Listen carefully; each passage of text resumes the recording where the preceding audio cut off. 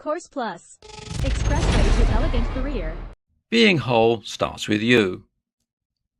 Today, we're going to be talking about how to be whole. Specifically, how being whole starts with you. We've discussed this a bit in our previous talks, but I want to go over it a little bit more in detail. So let's start with a recap.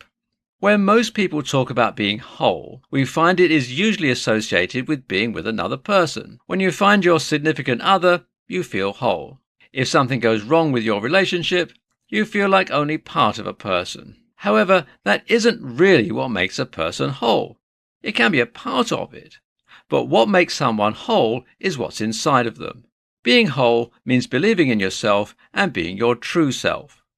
We've also discussed that intuition is key to being whole, as you learn to listen to your instinct and your body to identify any issues. But how do we start with being whole? Instead of looking for something from others to make us whole, we have to first focus on ourselves. Well, how do we do that? We must first better our intuition. To do this, we must increase our awareness of our bodies and our thoughts. Learning to listen to yourself is the key to increasing your intuition. Throughout daily life, many of us push away our gut feelings, opinions, or what our body is saying to us. It can take a while, but we must learn to nurture these feelings again and not push them away. This can be hard to do if we don't first improve our relationship with ourselves. If we don't trust or believe in ourselves, we can't nurture our intuition.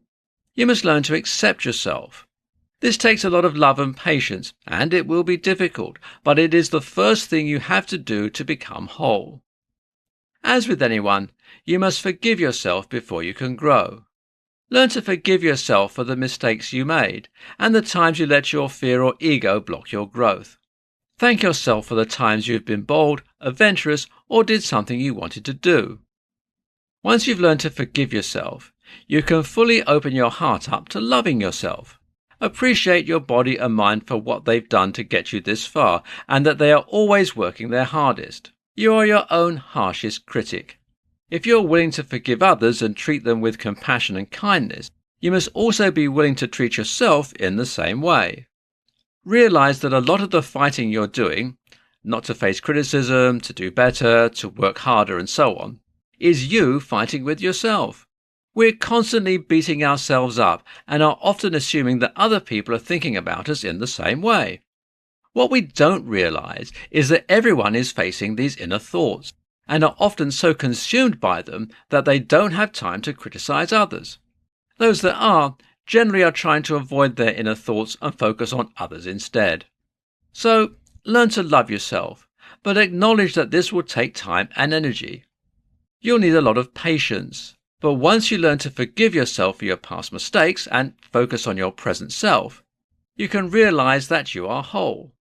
No one can make you anything more or less than what you already are.